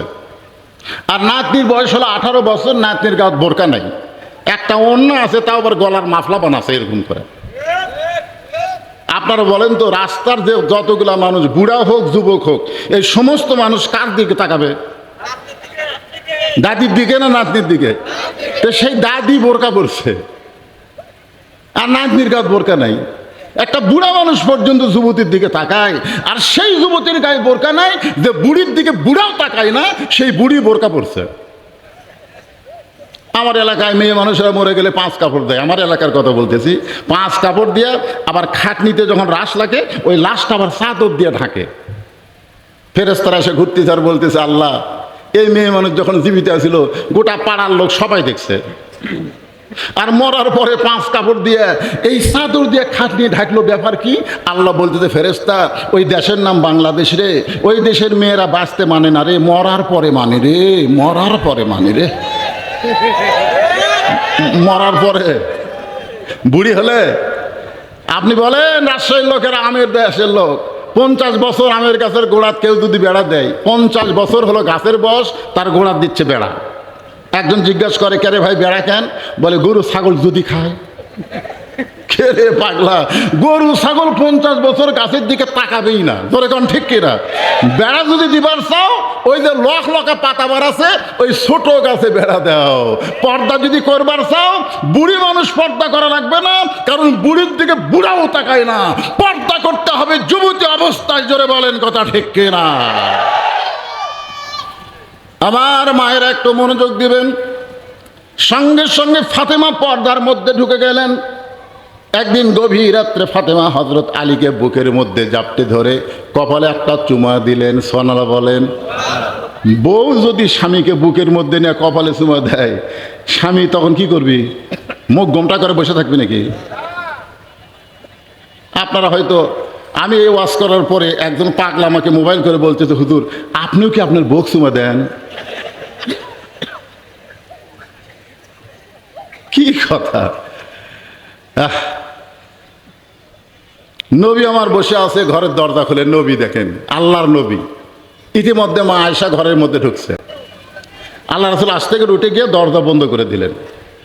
যেই দরজা বন্ধ করে দিয়েছে, উম্মাহাতুল মুমিনিন মা আয়েশা থরথর করে কাঁপতেছে। রাসূল বলে, আয়েশা কাঁপতেছে কেন? বলে, হুজুর আপনার জুতার পরশে আল্লাহর আরশ ধন্য হয়ে গেছে, আমি শুনছি। আর সেই নবীর ঘরে আমি যদি কোনো বেয়াদবি হয়, আল্লাহ রাসূল বললেন একজন নবীর জুতার পরশে আল্লাহর আরশ ধন্য হয়েছে, একজন নবীর। আয়েশা বলে, হুজুর একজন নবী মানে সেটা কোন নবী? আপনি তো সেই নবী। বলে, আমি সেই নবী ছিলাম রে যতক্ষণ দরজা খোলা ছিল, কিন্তু যেই দরজা বন্ধ হয়েছে আমি আর নবী নাই। আয়েশা বলে, তাহলে আপনি কি? বলে, আমি স্বামী, তুমি আমার বিবি, এখন নবীগিরি চলবি? আপনারা বলেন, যত বড় আমি বক্তা হই, আমি যখন ওয়াজ করে বাড়ির যাই কি আমার বইয়ের ঘরে ঢুকে আমি হুজুরগিরি করি? আল্লাহর নবী বললেন, এখন আমি নবী নাই, আমি হলাম স্বামী আর তুমি আমার বিবি। নবী 2খানা হাত বাড়ায় দিলেন। সঙ্গে সঙ্গে মা আয়েশা দৌড়ে এসে নবীর বুকের মধ্যে মাথা ঢুকাইলেন। আল্লাহ রাসূল আস্তে করে আয়েশার চুলের মধ্যে একটা চুমা দিয়া ডান হাতখানা দিয়ে বুকের মধ্যে একটা চাপ দিলেন। যেই বুকের মধ্যে চাপ দিলেন, সঙ্গে সঙ্গে আল্লাহ বলে, জিবরাইল যা যা আমার নবীর কাছে যাও আল্লাহর কোরআন নিয়ে। ফেরেশতা জিবরাইল বলতেছে, ইয়া রাসূলুল্লাহ আমি তো আপনার কোরআন নিয়ে নবীর কাছে বারবার যাই, কিন্তু আজকে এমন করে বলার কারণ কি? আল্লাহ বলে, জিবরাইল আমার নবী ঘরের মধ্যে এমন একটা আমল করতেছে যে আমলের কারণে আমি আল্লাহর আরশ পর্যন্ত খুশি হয়ে গেছে। আপনার বলেন তো, নবী ঘরের মধ্যে কি আমল করতেছে? আপনার খালি নামাজ পড়েন আর দোয়া করেন, আল্লাহ জান্নাতে যেন হুর পাই, জান্নাতে যেন হুর পাই। বউ যদি বলে আমার স্বামী ভালো মানুষ না, আপনি জান্নাতে যাবার পারবেন না। জান্নাতে যাবার গেলে বইয়ের সার্টিফিকেট লাগবে। জোরে কারণ ঠিক কথা বলেন না কেন? কথা বলেন। ও হুর লিবি হুর, অথই সোজা। দেখেন ফেরেশতা জিবরাইল এসে বাহির থেকে সালাম দিয়েছে, আসসালামু আলাইকা ইয়া রাসূলুল্লাহ। হুজুর আপনি কি আমল করতেছেন আমি জিবরাইল জানি না, তবে আল্লাহ এত খুশি হয়ে গেছে, আল্লাহর আরশ পর্যন্ত খুশিতে লাফাইতেছে, আরশ পর্যন্ত খুশিতে টকবক করতেছে। তাহলে চিন্তা করে দেখেন কি আয়াত, হুন্না লিবাসুল লাকুম ওয়া আনতুম লিবাসুল লাহুন্না। স্বামী হলো বিবির পোশাক, বিবি হলো স্বামীর পোশাক। মা ফাতেমা হযরত আলীর বুকের মধ্যে মাথা ঢুকাইছে। মাথা ঢোকানোর পরে কপাল একটা চুমু খাইছে। আলীও মাথার চুলে চুমু দিয়ে বললেন, ফাতেমা এত আদর করার পরে আমার বুকের মধ্যে মাথা ঢুকায় তুমি কাঁদতেছো, ব্যাপারে কি? ফাতেমা বলে, স্বামী গো আমার এই কান্না কোনো কষ্টের কান্না নয়, এই কান্না হলো আমার আনন্দের কান্না। আলী বললেন, কি আনন্দ? বলে, আমি আল্লাহর কাছে একটা দোয়া করছি, আজকে আল্লাহ সেই দোয়া আমার কবুল করছে। আলী বললেন, কি দোয়া করছো? বলে, দোয়া হলো আমি সবসময় আল্লাহকে বলতাম, আল্লাহ, যে পর্দার মধ্যে আমি আসি, এই পর্দার মধ্যেই আমার মৃত্যু দিও। সবসময় দোয়া করছে, আল্লাহ, আমি যে পর্দার মধ্যে আসি, এই পর্দার মধ্যেই আমাকে মৃত্যু দিও। তো আল্লাহ তাআলা আমার দোয়া কবুল করছে। আলী বলতে, যে পাগলি, এ তো খুশির কথা, যে সারা জীবন পর্দা করলো, পর্দার মধ্যেই তার মৃত্যু হবে, আনন্দ করো, কান্দ কেন? ফাতেমা বলে, স্বামী গো, সেই মৃত্যু কবে হবে আপনি কি শুনবেন না? আলী বলে, ফাতেমা, মৃত্যুর কথা দুনিয়ার কোনো মানুষ বলতে পারবে না, কে কখন মরবে এটা দুনিয়ার কেউ বলতে পারবে? এ জোরেগান পারবে? ফাতেমা বলতেছে, আল্লাহ যদি জানায় তাহলে বলতে পারবে। ও গো স্বামী, এই মুহূর্তে আল্লাহ পাক আমারে জানাইছে আজকে গভীর রাত্রে ফাতেমার মৃত্যু হবে। সঙ্গে সঙ্গে হযরত আলী মাটিতে পড়ে গেলেন। ফাতেমা মুচকে মুচকে হেসে স্বামীর মাথাটা উরাতের উপরে নিয়ে কপাল একটা চুমু দিলেন। স্বামীর মাথাটা উরাতের উপরে নিয়ে কপাল একটা চুমু দিলেন, দিয়ে বললেন, স্বামী গো, আমি জানি আপনার মতন জ্ঞানী কেউ নাই, আমি এটাও জানি আপনার মতন বীর কেউ নাই। আপনারা বলেন তো, হযরত আলীর মতন জ্ঞানী কেউ ছিল? আল্লাহ রাসূল বলেছেন, আমার 4 জন সাহাবী, 1 নম্বর নরমের 1 নম্বর আবু বকর, গরমের 1 নম্বর হযরত ওমর, ধনীর 1 নম্বর ওসমান, আর জ্ঞানের 1 নম্বর হযরত আলী। আজকে গভীর রাতে আমার মৃত্যু হবে, এই মৃত্যুর কথা শুনে একটা জ্ঞানী ব্যক্তি কোনোদিন কানতে কানতে এরকম পড়ে যাবে না। আপনি শুধু জ্ঞানী না, আপনি একটা বীর। আপনারা বলেন তো, হযরত আলী কি ছিলেন? কেমন বীর? হ্যাঁ, কেমন বীর? আমাদের বীর আগে বলতেছিল না, 2-3 জন হাত ধরে টেজের ওপর নিয়ে আসে, বীর এখন মাইক পায়া, খেলা হবে, খেলা হবে। খেরে পাগলা, খেলবার গেলে তোর মাথার বল থাকা লাগবে। তোর এখন কথা ঠিক কিনা? গতকাল রাত্রে সব ছেলেরা, বুঝলেন, বাংলাদেশ যখন ঠকলো, গতকাল রাত্রে ক্রিকেট খেলা, আমরা ওয়াজ করে যাওয়ার সময় দেখতে দিই সব কি করতেছে। বাংলা ওরকে জার্সি, বাংলাদেশের খেলোয়াড়ের জার্সি নাই, এই জার্সিগুলো সব আগুন পুড়তেছে। আর 4 জীবনে দেখবো না। একজন আবার আজকে ফেসবুকে দেখলাম, নিজের জুতে দিয়ে নিজের গালো চল মারতেছে, আর কোনো দিন বাংলাদেশের খেলা দেখবো না। এই সারা রাত জায়গায় খেলা দেখলাম, আর এরা ঠকলো। মাঝাক বল নাই, বারে খেলবার গেলে মাঝাক বল থাকা লাগবে। তোর কথা কর না, খেলা হবে, খেলা হবে, তো না খেলা পলালি কেন? হ্যাঁ, আর একটা শামীম ওসমান কথাই কথাই বলতে, খেলা হবে, খেলা হবে। ও বাবা, খেলা হবে। বীর বীর আসাদুল্লাহিল গালিব হযরত আলী। আল্লাহর দ্বীনকে গালিব করার ব্যাপারে হযরত আলী ছিলেন সবচাইতে বড় বীর, আসাদুল্লাহ। জোরে আল্লাহু আকবার। এত বড় বীর হইয়া, এত বড় জ্ঞানী হইয়া আপনি কেন কাঁদতেছেন? আপনি কি বিশ্বাস করেন না? আসলে যাইতে হবে। এই দুনিয়া থাকার জায়গা না, এই দুনিয়াতে আসলে যাওয়া লাগবে। আমি যখন বলবো আসলে, আপনারা বলবেন যাইতে হবে, সবাই বলবেন আসলে। যাই বলেননি, থাকবেন। এর একটা থাকার জায়গা হলো, এটা থাকার জায়গা। বালতু সিরুন আল হায়াতাদ দুনিয়া ওয়াল আখিরাতু খায়রু ওয়া আবকা। ও মুসলমান, ও কোরআন পাগল জনতা, শোনো, এই দুনিয়া কিছুই না, দুনিয়া কিছুর না, দুনিয়া থাকার জায়গা না। যত বড় বিল্ডিং তৈরি করেন, এখন 5 তলা বিল্ডিং এর উপরে 1.5 লাখ টাকার খাট, 12,000 টাকার কম্বল, ওরে তামানে গাওয়াত দিয়ে রাত 9টার সময় বলতেছে, আমার বাড়ি, আমার ঘর, আমাক নামাইকে। ওরে বাবা রে, 2 কান্দে 2 ফেরেশতা বলতেছে, আল্লাহ, ঘুমের আগে দোয়া পড়া লাগবে, আল্লাহুম্মা বিইসমিকা আমুতু ওয়া আহইয়া। ঘুম দেওয়ার মালিককে, চেতন করার মালিককে। আপনারা যে ঘুমায় যান ফেসবুক দেখতে দেখতে, আপনাকে যদি আল্লাহ চেতন না করে, আপনার কোনো শক্তি নাই যে আপনি চেতন হতে পারবেন। এই জন্য ঘুমের আগে দোয়া পড়তে হবে, আল্লাহুম্মা বিইসমিকা আমুতু ওয়া আহইয়া। বেটা দোয়া না পড়ে বলতেছে, আমার বাড়ি, আমার ঘর, আমাক নামাইকে। এ দেশ আমার বাপের, এ দেশ আমার। ও রাত 3টার সময় একটা ভূমিকম্প, জোরে কোন কি কম্প? খালি এই বিল্ডিং সামান্য একটু, এ ভাই এ দেখ সামনে 48 সেকেন্ডের একটা ভূমিকম্প। ওই এত ফোর্সে নামছে, যাই কি বলছে আমাকে নামাইকে, ওই এত ফোর্সে নামছে যে ঘুমের ঠেলায় কম্বল লঙ্গি খুলে আছে, ওটা পরারও টাইম পায়নি, একেবারে ন্যাংটা হয়ে নামছে। কান্দের ফেরেশতা বলতেছে আল্লাহ নামাইলা নামাইলা, তাই বলে এইভাবে ন্যাংটা করে নামাইলা। এখানে মেম্বার থেকে এমপি, মন্ত্রী, প্রধানমন্ত্রী সব গুলে পলে গেছে। এটা কি জাতা নামাকে ভাই রে? একজনকার ইমাম সাহেব পলাছে। এই পলানোর পরেও ওরা আবার স্বপ্ন দেখে আবার আসিব ফিরে, আবার ফিরে আসবে। ওরা মনে করে 24 জুলাই চলে গেছে, আর মনে হয় জুলাই মাস নাই। খালি ঢুকে দেখ, চাপা সাইজ করবি, ধরে এখন ঠিক কিনা। কোনো বাংলাদেশের কোনো জেলার লোক লাগবে না, চাঁপাইগঞ্জের লোকই চাপা সাইজ করবি, ধরে এখন ঠিক চাপা। আবার বলে ফিরে আসবি। আল্লাহর বান্দারা একটু মনোযোগ দিয়ে শুনবেন।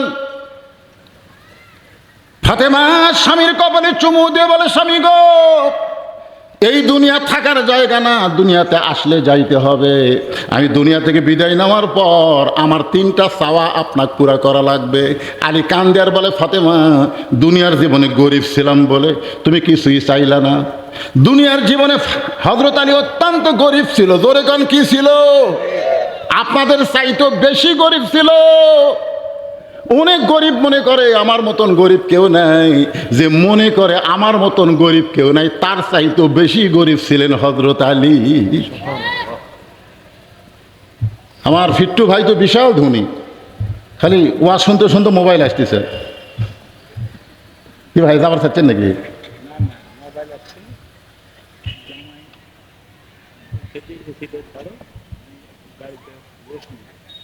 আচ্ছা আচ্ছা ঠিক আছে। আরে বাবা কোয়া লাগবে, আমি বুড়া বক্তা লই।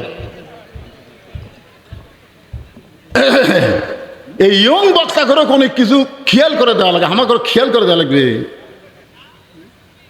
আমি আপনাকে এই গরমের মধ্যে বসা দেখেই তো আমার কলজা ভরে গেছে। 2-1জন ওঠা বসা করতেছে, আবার বসতেছে, থাক অসুবিধা নাই। তো কি কথা বলতেছিলাম একটু মনে করেন। ওয়ামিলুস সালিহাত, নেক আমল করতে হবে। ওয়াতাওয়াসাউ বিল হক, হক কথা বলতে হবে। ওয়াতাওয়াসাউ বিস সবর, এখনো হক কথার ওয়াজ আমি শুরু করি নাই। সবাই গরমের মধ্যে আরো গরম হওয়া লাগবে, ধরে কোন ঠিক কিনা? আমি একটু সাইজে আপনাকে নিয়ে আসতেছি। ভাইজান একটু মনোযোগ দিয়ে শুনবেন। হযরত আলী এত গরিব ছিলেন, একদিন গভীর রাত্রে হযরত আলী চেতন পায়ে দেখে ফাতেমা নাই। গভীর রাত্রে হযরত আলী চেতন পায়ে দেখে ফাতেমা নাই। ঘরের পাশে হাসান হোসেন ঘুম পাড়তেছে, কিন্তু বউ নাই। আপনি যত বড়ই হুজুর হন, ঘুমোর থেকে উঠে যদি বউ না দেখেন তাহলে আপনার কি মনে হবে? হয়তো পেশাব করবার গেছে, না হয় 2 নম্বর করতে গেছে, কিন্তু না পেশাবখানা পায়খানা কোনো জায়গায় ফাতেমা নাই। আলীর চিন্তা হয়ে গেল, এই গভীর রাত্রে ফাতেমা তাহলে কোথায়? দৌড়ে গিয়া বাড়ির দরজা থেকে তাকায় দেখে কালো চাদর ফাতেমা এরকম মাথার উপরে দিয়ে খুব জোরে জোরে জোরে জোরে হাঁটতেছে।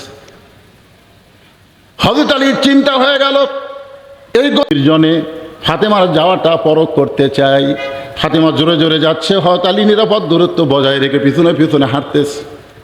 এক সময় ফাতেমা আল্লাহর নবী যেই ঘরে ঘুমায় ওই ঘরের জানলার পাশে দাঁড়ায় গেছে। আলী একটু দূর থেকে খেয়াল করে কান ফালাইছে, দেখি আমার বিরুদ্ধে হয়তো কিছু কথা তার বাপের কাছে বলবার আছে। যে স্বামী ঠিক মতো সংসার করতে পারে না তার ভিতরে বহু সন্দেহ থাকে, জোরে কোন কথা ঠিক কিনা? একটু দূর থেকে হযরত আলী শুনতে পায় ফাতেমা ডাকতেছে, বাবা আজকে যদি আমার মা খাদিজা জীবিত থাকতো তাহলে আজকে আপনার কাছে আমার আশা লাগতো না। কারণ ফাতেমার মা খাদিজা গোটা পৃথিবীর মধ্যে শ্রেষ্ঠ ধনবতী রমণী, জোরে কোন মারহাবা। তুই আমুয়া ধনী না, ফাতেমা গরিব হয়েছে, গরিব আলীর সঙ্গে বিয়ে বসার পর এখন বলতেছে, বাবা আমার মা যদি আজকে জীবিত থাকতো আমি গভীর রাত্রে আপনার কাছে আসতাম না, বড় বিপদে পড়ে আপনার কাছে আইছি বাবা, মেহেরবানি করে একটু দরজা খুলে দেন। সঙ্গে সঙ্গে আল্লাহ নবী দরজা খুলে দেয়। ফাতেমা ঘরের মধ্যে ঢোকার সঙ্গে সঙ্গে রাসূল বলতে, ফাতেমা তুই একা কেন ঘরের মধ্যে আসলি, আমার আলীকেও ঘরের মধ্যে নিয়ে আয়। আলী দূর থেকে চমকে উঠছে, কে আমি যে ফাতেমার পিছনে পিছনে আইছি, এটাকে আল্লাহ নবী জানে নাকি? আল্লাহ নবী সব সময় নবী না, তিনি একজন বাবা। আর বাবা হিসাবে বিবাহ দেওয়া মেয়েটা যখন বাবার কাছে আসবে গভীর রাত্রে একা একা, তখন বাবা হিসাবে বলা দরকার, তুই একা কেন আইলি, জামাই কোথায়, বলার দরকার আছে না নাই? এ কারণে আল্লাহ রাসূল বলেছেন, তুই কেন একা আইলি মা, আমার আলী কোথায়? ফাতেমা বলতেছে, আপনার জামাই আলী ঘুম পাড়তেছে, আমার হাসান হোসেন ঘুম পাড়তেছে, ওরা যখন অঘরে নিদ্রায় আমি তখন চোরের মতন চুপি চুপি আপনার কাছে আইসি বাবা, মেহেরবানি করে একটু বাতি জ্বলান। রাসূল বলে, বাতি জ্বলান লাগবে না, তুই কি বলবি বলে তাড়াতাড়ি তুই এখান থেকে চলে যা। ফাতেমা বলতেছে, বাবা সারা জীবন বলেছি কিন্তু বলে কাম হয় নাই, আজকে একটু আপনাকে দেখাবার চাই। রাসূল যখন ঘরে বাতি জ্বলাইছে সঙ্গে সঙ্গে ফাতেমা দুইটা হাত বাবার দিকে বাড়ায় দেয়। রাসূল তাকায় দেখে হাতের তালু আছে কিন্তু তালুর উপরে কোনো চামড়া নাই, দুইটা হাত গোস্তের টুকরার মতন। ফাতেমা বলতেছে, বাবা ওই জাঁতা ঘুরাইতে ঘুরাইতে হাতে ফোসকা পড়ে, সেই ফোসকাটা আবার আউলে গিয়া আমার হাতের গোস্ত বের হয়ে এখন জাঁতা ঘুরাইতে গেলে আমার রক্ত বের হয়। বাবা মাত্র 3টা দিনের জন্য আমাকে একটু খাবার দিবেন। আমার স্বামীকে আমি দেখাই নাই, আমার সন্তানকে আমি দেখাই নাই, কারণ হাসান হোসেনকে দেখাইলে ওরা কষ্ট পাবে, আমার স্বামী গরিব মানুষ মনে কষ্ট পাবে। আলী মনে মনে কয়, ফাতেমা রে দুনিয়ার জীবনে গরিব ছিলাম বলে কিছুই চাইলা না, আজকে গভীর রাত্রে দুনিয়া থেকে বিদায় নিবা, এই মরার সময় তুমি কি চাইবা ফাতেমা? বলে 1 নম্বর চা হলো রাতের অন্ধকারেই আমাকে দাফন করবেন, আমার 2 নম্বর চা হলো আমার জন্য কোনো জানাজা ডাইকা ডাইকা ব্যবস্থা করা লাগবে না। আলী বলে, ফাতেমা তুমি নবীর কলিজার টুকরা, তোমার মৃত্যুর খবর শুনলে হাজার হাজার মানুষ জানাজায় হাজির হবে।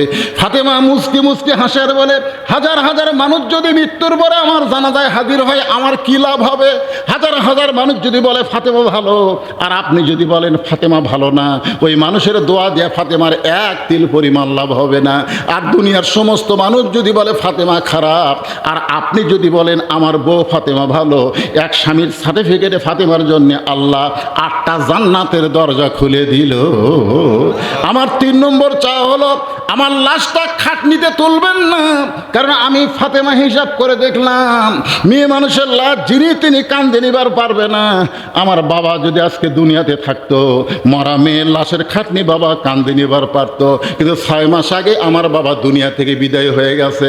আমার হাসান হোসেন যদি বড় হইতো তাহলে মায়ের লাশের খাটনি কান্দে নিবার পারতো। ওগো স্বামী, আপনি যদি আমার কবর খুঁড়তে কষ্ট পান তাহলে আপনার একান্ত বন্ধু যদি কেউ থাকে দুনিয়ায় তারে একটু বলবেন সে যেন গোপনে কবর খনন করে দেয়। এই গভীর রাত্রে হযরত আলী ফাতেমাকে ঘরের মধ্যে রেখে এক দৌড় দিলেন আপন বন্ধু আবু যার গিফারের কাছে। আবু যার গিফারের জানলার কাছে বিষাক্ত সব ফেনা তোলে যেমন ফোঁসফোঁসানি শব্দ হয়, এমন কান্নার শব্দে আবু যার গিফারের দরজা খুলে তাকায় দেখে জানলার পাশে হযরত আলী কাঁদতেছে। আবু যার গিফারি বলে, আলী রে জীবনে বহু যুদ্ধ তোমার সঙ্গে করতে গেলাম, কোনো যুদ্ধে তোমাকে আমি পরাজিত হয়ে কাঁদতে দেখি নাই, আজকে তোমার জীবনে এমন কি যুদ্ধ শুরু হলো, তুমি কেন পরাজিত সৈনিকের মতন আমার জানলার কাছে কাঁদতেছ? আলী বলতে, আবু যার একজন পর্দানিশী আজকে গভীর রাত্রে মৃত্যুবরণ করবে, এই গভীর রাত্রে তাকে দাফন করা লাগবে, সে পর্দানিশী হলো ফাতেমা, আমার ফাতেমার জন্য তোকে একটু কবর খনন করা লাগবে। আবু যার গিফারি বলে, এই গভীর রাত্রে অন্ধকারে কেমনে কবর খনন করব, কেমনে কবর খনন করব? আলী বলতেছে, ওই ফাতেমা আমাকে বলেছে জান্নাতুল বাকির পূর্ব কোণায় সবুজ রঙের একটা বাতি জ্বলবে, ওই বাতি বরাবর কবর খনন করতে হবে। আবু যার গিফারি কোদাল নিয়ে ওই জান্নাতুল বাকির মধ্যে গিয়ে দেখে সত্যই একটা বাতি জ্বলতেছে, যেই বাতির কোনো তার নাই, যেই বাতির কোনো সুইচ নাই, বিনা তারে বিনা সুইচে আমার আল্লাহ অটোমেটিক জ্বলায়া দিছে। তাকে দেখে আলো গোলাকার হয়ে পড়ে নাই, আলো আলো চার কোণে কবরের মতন পড়েছে। ওই আলোর মধ্যে আবু যর গিফারি কবর খুঁড়তে খুঁড়তে খুঁড়তে খুঁড়তে এক সময় বলে, কবর রে, তুই কি জানিস রে কবর, তোর মধ্যে এমন একজন মহিয়সী নারীকে রাখা হবে যার বাবা হচ্ছে আল্লাহর নবী। কবর খবরদার বেয়াদবি করবি না। কবর গভীর রাত্রে কবর খনন করতেছি, তুই কি জানিস যার স্বামী হলো আসাদুল্লাহ হিল গালিব। কবর খবরদার বেয়াদবি করবি না। কবর খুঁড়তে খুঁড়তে আবার আবু যর গিফারি বলে, কবর রে, যার দুইটা সন্তানকে রাসূল জান্নাতের যুবকদের সর্দার ঘোষণা করেছে, খবরদার কবর বেয়াদবি করবি না। এই বলে আবার যখন কোদাল মারতে যায়, সঙ্গে সঙ্গে কবরের মধ্যে থেকে আওয়াজ আসতেছে। এই আওয়াজ কিন্তু ফাতেমার জন্য নয়, এই আওয়াজ হচ্ছে আমাদের জন্য। আমরা যারা আওয়াজ শুনতেছি আমাদের জন্য এই হুঁশিয়ার করা হলো, কার বাবা, কার মেয়ে, কার স্ত্রী এইটা কবর দেখবে না, কবর দেখবে আমল যদি ভালো হয়। ও আমিলুস সালিহা, আমল যদি ভালো হয় কবর জান্নাতের বাগান হয়ে যাবে, আর আমল যদি খারাপ হয় কবর জাহান্নামের গর্ত হয়ে যাবে। এটা হলো ফাতেমা। নবী গো, এই ফাতেমা যখন আমার পেটের মধ্যে ছিল, সন্তান পেটের মধ্যে আছে এটা অনুভব করতে পারি, কিন্তু ফাতেমার ওজন কোনোদিন আমি বুঝতে পারি নাই। ফাতেমা যখন দুনিয়াতে জন্ম নিয়েছে, ফাতেমা জন্ম নেওয়ার সময় প্রসবের যে বেদনা, সেই বেদনা থেকে আল্লাহ আমাকে মাফ করেছে। ফাতেমা যখন জন্ম নিল, আমি মা হয়ে ফাতেমার দিকে তাকায় দেখি ফাতেমা তার দুইটা হাত দিয়া তার ইজ্জত পর্যন্ত ঢেকে দুনিয়াতে জন্ম নিয়েছে। সুবহানাল্লাহ বলে। সেই ফাতেমা, আমার মায়েরা সেই ফাতেমার নামে মাদ্রাসায় একটু মনোযোগ দিয়ে শোনেন। গভীর রাত্রে হযরত আলী ঘরের মধ্যে ঢুইকা থাকে। ফাতেমা নিজে কাফনের কাপড় পরেছে, দুইটা সন্তানকে, হাসানকে ডান হাতের নিচে, হোসাইনকে বাম হাতের নিচে থাপড়ায়া থাপড়ায়া দুইটা সন্তানকে ঘুমায় দিয়া ফাতেমা চিরদিনের জন্যে ঘুমায় গেছে। গভীর রাত্রে হযরত আলী ফাতেমাকে কান্দে করে নিয়ে ওই জান্নাতুল বাকির সবুজ বাতির দিকে রওনা দিলেন। আবু যর, আবু যর কোথায়, কোথায় আবু যর, কবর ছেড়ে দে। কিন্তু আবু যরকে আমার আল্লাহ তাআলা আগেই কবর থেকে খেদাই দিছে। এই কবর, এই কবর কার মা, কার বাবা, এই মহিষী নারীর বাবাকে, মাকে, সন্তানকে, এগুলো কবর দেখবে না। আমল যদি ভালো হয় কবর জান্নাতের বাগান হবে, আমল যদি খারাপ হয় কবর জাহান্নামের গর্ত হবে। এ খবর শুনে আবু যর গিফারি আর কবরের কাছে নাই, চলে গেছে। হযরত আলী নিজেই ফাতেমাকে কবরে দাফন করলেন। একটু শর্টকাট করে বলতেছি, মনোযোগ দিয়ে শোনেন। দাফন করার পরে আল্লাহর কাছে বলতেছে, আল্লাহ দুনিয়ার জীবনে কিছুই দিবার পারি নাই, মৃত্যুর পরে তোমার কাছে এতটুকু দোয়া করি, ফাতেমাকে তুমি কবুল করে নাও। এই দোয়া করার সঙ্গে সঙ্গে তাকায় দেখে সামনে কয়েকটা পুরাতন কবর দেখা যায়। এইমাত্র ফাতেমার কবর দিছে, সেই নতুন কবর নাই, সামনে কয়েকটা পুরাতন কবর দেখা যায়। গোটা জান্নাতুল বাকি দৌড়ায় বলে ফাতেমার কবর, ফাতেমার কবর। কে যেন শব্দ করে আলীর কানে বলতেছে, আলী রে, ফাতেমা পর্দা নিশি। আল্লাহ জোহরা ডিগ্রি দিয়া ফাতেমার কবরটাকে কিয়ামত পর্যন্ত পর্দা করে দিয়েছে। আমার মায়েদের বলতেছি, মা আপনি নামাজ পড়েন, রোজা করেন, স্বামীর খেদমত করেন, কিন্তু পর্দা যদি না থাকে আপনার একটা ইবাদত আল্লাহ কবুল করবে না। ও আমিলুস সালিহা, আপনাদের নেক আমল হলো পর্দা। ওয়াতাওয়াসাউ বিল হক, হক কথা বলতে হবে, হকের দাওয়াত দেওয়া লাগবে। কুল জাল হক ওয়া যাহাকাল বাতিল ইন্নাল বাতিলা কানা যাহুকা। আপনার পারেন না? কুল জাল হক ওয়া যাহাকাল বাতিল ইন্নাল বাতিলা কানা।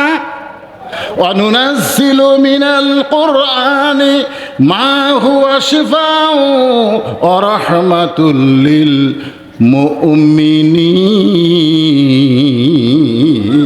আল্লাহু আকবার। ওয়াতাসাউ বিল হক। হক মানে কি? যে হকের দাওয়াতের কথা, হকের জন্য ডাকার কথা বলতেছে। হ্যাঁ হ্যাঁ, অনেকে আমাকে বলে, হুজুর আপনারাও তো দাওয়াত দেন, আপনাকে মাঝে মধ্যে পুলিশ ধরে নিয়ে যায়, জেলত থাকেন, কখন দাওয়াত দিবে যায় দিকে হুজুর নাই, হুজুর এখন ভিতরে তুলে থসে। আবার বাংলাদেশে এমন কিছু ইসলামী দল আছে, তারা আর এত গরম গরম কথা কয়, তার কেউ ধরেও না, তার নামে কোনো কেসও নেই। কারণ কি? কি কোন একটা কারণ আছে না? কথা বলেন না কেন ভাই? অথবা সাওবিল হক, এ হক জিনিসটা বোঝা লাগবে তো। আজকে বাংলাদেশে অনেক আলেম, মাথায় টুপি, মুখে দাড়ি, বুজুর্গ, তার আকীদার দোহাই দিয়া বাতিলের সঙ্গে আপোষ করতেছে, আর আকীদার দোহাই দিয়া হকের দলে আসতে চাই না। জোরে বলেন কথা ঠিক কিনা? আকীদা, আকীদা, ও আকীদার মালিক তুমি নাকি? আকীদা দেখার মালিক কে? আরো জোরে বলেন। এই জন্য হক পথে চলতে গেলে দেখবেন হককে মাঝে মধ্যেই তাদের উপরে নানা ধরনের, এখন হকের উপরে ব্যাহকেরা, জামাত শিবির, রাজাকার এই মুহূর্তে বাংলা ছাড়, জোরে করেন কথা ঠিক কিনা? অন্য দলকে তো বলতেছে, কারণ কি? তারা বুঝবার পারছে হক, হক একটা বাতি, হক একটা আলো, হক হচ্ছে আল্লাহর কোরআন। অনুনাজ্জিলু মিনাল কোরআন মা হুয়া শিফাউ ওয়া রাহমাতুল লিল মুমিনিন। এই কোরআনকে মুমিনদের যাবতীয় ঔষধ হিসেবে আল্লাহ তাআলা নাজিল করেছে। তাহলে সব কিছু বাদ দিয়ে আল্লাহর কোরআন, নবীর আদর্শকে আমাদের গ্রহণ করার দরকার আছে না নাই? গ্রহণ করতে গিয়ে যদি মৃত্যু হয়, বেজার না খুশি? এখন এসে বলতেছে উকিল তাজুল ইসলাম নিজেই বিবৃতি দিছে যে রাত 9:30টার সময় মীর কাসেম আলীকে বলতেছে, স্যার আপনার কিন্তু আজকে রাত 12টায় ফাঁসি হবে, আজকে রাত 12টায় আপনার ফাঁসি হবে। মীর কাসেম আলী মুচকি মুচকি হাসে আর বলে, উকিল এখন কয়টা বাজে? বলে এখন তো রাত 9:30। আলহামদুলিল্লাহ, 2.5 ঘন্টা টাইম আছে, এখনো 2.5 ঘন্টা টাইম আছে। ও আজাতে 2.5 ঘন্টা বসে থাকে লাভ কি? আমি 2 ঘন্টা ঘুম পারি। যদি চেতন না পাই তুমি কিন্তু আমাকে ডাক দিবা। উকিল কয় আর মাথা আছে, 2.5 ঘন্টা পর ফাঁসি হবে, যদি চেতন না পায় তাহলে ডাক দিবার কথা বলতেছে। আপনি বলেন তো 2.5 ঘন্টা তার ফাঁসি হবে, 2.5 ঘন্টা পর তার ঘুম ধরবে? উকিল মনে মনে চিন্তা করে যে ফাঁসির চিন্তা হয়তো পাগল হয়ে গেছে, ফাঁসির কন্ডম সেল থেকে বার হয়ে গেছে। 2 ঘন্টা পর এসে দেখে মীর কাসেম আলী নাক ডেকে ঘুম পাড়তেছে। উকিল কয় হায় হায় রে, আর মাত্র 2.5 ঘন্টা, তাও নাক ডেকে ঘুম পাড়তেছে। আর মাত্র 8 ঘন্টা।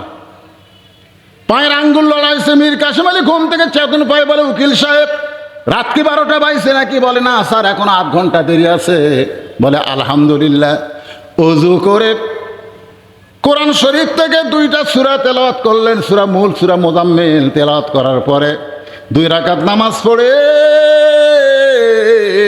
ওয়াসজুদু ওয়াক্তারিফ, আল্লাহ বলেছেন তুমি যদি আমার নিকট আসতে চাও তাহলে সেজদার মাধ্যমে তুমি জেনে নাও। জোরে কোন সুবহানাল্লাহ।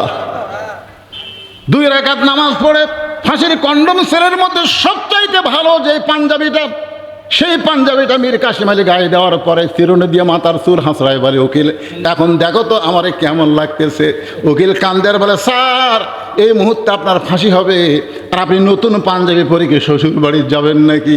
মীর কাসেম আলী বলে, উকিল ফাঁসি হবে আমার, আর তুমি কেন কাঁদতেছ? আমার ফাঁসি হবে, তুমি কেন কাঁদতেছ? তুমি জানো না উকিল আমার কোনো দোষ নাই, শুধুমাত্র হকের পক্ষে সুদকে কবর দেওয়ার জন্য ইসলামী ব্যাংক চালু করেছি, মানুষকে সুবিধা দেওয়ার জন্য ইবনে সিনা হাসপাতাল করেছি, হাজার হাজার মানুষের কর্মসংস্থান করেছি। এতে করে ব্যাহক দেখলো, বাতিল দেখলো, ভারত দেখতেছে মীর কাসেম আলী অর্থনীতিকে যে হারে চাঙ্গা করতেছে, বাংলাদেশ তো একদিন সোনার বাংলাদেশ হয়ে যাবে। শুধুমাত্র এই কারণে, হকের পক্ষে থাকার কারণে আমাকে ফাঁসি দেওয়া হচ্ছে। আমি 2 ঘন্টা ঘুমের মাধ্যমে আল্লাহ পাক আমারে দেখাইছে, ইন্নাল্লাযীনা ক্বালু রাব্বুনাল্লাহু সুম্মা ইসতাকামু, নিশ্চয় যারা বলবে আল্লাহ আমার রব, এর প্রতি যারা অটল থাকবে, তাতানাজ্জালু আলাইহিমুল মালায়েকা, আল্লাহ তাদের কাছে রহমতের ফেরেশতা নাজিল করে বলবে, আল্লাহ তাখাব, তোমাদের কোনো ভয় নাই, ওয়ালা তাহজান, তোমাদের কোনো চিন্তা নাই, ওয়াবশিরু বিল জান্নাহ, ফাঁসির মঞ্চ দিয়া মীর কাসেম আলীকে আল্লাহ তাআলা জান্নাতে বরণ করে নিবে। দুনিয়াতে তাদের ফাঁসি হবে, তাদের জেল হবে, তাদের জুলুম হবে, গোটা বাংলাদেশের সমস্ত বক্তার ওয়াজ যদি এক দাড়ি পাল্লায় তুলে দেওয়া হয়, আর আল্লামা সাঈদী হুজুরের তাফসীর যদি আরেক দিকে তুলে দেওয়া হয়, আপনার বলেন তো সমস্ত বক্তাদের মধ্যে হক তাফসীর কে করেছে? কথা বলেন, কে করেছে? আল্লামা সাঈদী হুজুর করেছে। তারপরেও বিনা দোষে তাকে জেলের মধ্যে বন্দি করে রাখলো। আমরা প্রত্যেকটা মাহফিলে দোয়া করি, আল্লামা সাঈদীকে আল্লাহ তুমি সুস্থ করো, ভালো রাখো। দিন দিন তার চেহারা যখন ভালো হয়ে যাচ্ছে, তখন ভারতে 2 জন মন্ত্রী বেড়াবার গেল, বেড়ায় চলে আসলে তার 2 দিন পরে ফাঁসি না দেওয়ার কারণে ফাঁসি দেবার পারেনি। কি করবে এখন চিকিৎসার কথা বলে হাসপাতাল নিয়ে গেল, অন্যায়ভাবে তাকে দুনিয়া থেকে বিদায় করা হলো। একটাই মাত্র কারণ হলো ওয়াতাওয়াসাউ বিল হক। এরপরে আল্লাহ বলতেছেন ওয়াতাওয়াসাউ বিস সবর, ধৈর্য ধারণ করতে হবে। কেমন ধৈর্য? যে মায়ের কোনোদিন বাচ্চা হয় নাই, বিয়ে হয়েছে, এবার প্রথম বাচ্চা হবে। আপনারা বলেন তো, যে মায়ের কোনোদিন বাচ্চা হয়নি সেই মাকে প্রসব বেদনা বোঝে নাকি? আমরা গানের মধ্যে শুনেছি, কি বলবো প্রসবের কথা, মা বিনে সেই ব্যথা কেউ তো বুঝিবে না। মা জন ঠেকিয়া সন্তানের দায়, অকালে মা মারা যায়, কেন সে মায়ের ভক্তি করো না। এখন প্রসব বেদনা শুরু হয়ে গেছে, বুঝলেন? এখন মেয়েটা খালি বলতেছে বিষ খাবো, গলার দড়ি দিব, এই জীবন থাকবো না। দাদি নানি দৌড়ে এসে ধাক্কায় ঘরের মধ্যে তুলছে। কি বলিস রে? এই এত প্রসব বেদনা শুরু হচ্ছে, এই বাসার চাইতে মরাই ভালো, গলার দড়ি দেবো, বিষ খামো, আত্মহত্যা কর্ম। দাদি নানি মুচকে মুচকে হাসে, পাগলি, তোর পায়ের তলে সন্তানের জান্নাত, পায়ের তলে সন্তানের জান্নাত হবি, তুই মা হবি, বাপের পায়ের তলে না রে পাগলা, বাপের পায়ের তলে না, মায়ের পায়ের তলে, তোর পায়ের তলে তোর সন্তানের জান্নাত হবি। আর এই প্রসব বেদনায় যদি এরকম জীবন দিবার চাস, তাহলে তুই কেমনে মা হবি? ধৈর্য ধর, অথবা সবর, ধৈর্য ধর। জোর করে বিছনা শুয়ে দিয়ে ঠান্ডা পানির মধ্যে নরম কাপড় চুবড়ায় কপালে দিয়ে ওই খালি কান্দে, আর দাদি নানি বলে ধৈর্য ধর, অতা সবর, ধৈর্য ধর, ধৈর্য ধর। এই দাদি নানির কথা শুনে ধৈর্য ধারণ করেছে। প্রসব বেদনার কষ্ট, এমন কষ্ট আর সহ্য করতে পারে না। দাদি নানি কপালে চুমা দেয়া বলে, দাঁতের ওপর দাঁত দে, ধৈর্য ধর। জোরে যদি কাঁদিস, রাস্তা দিয়ে মানুষ যাচ্ছে, বলবে সবাই যে এমন একটা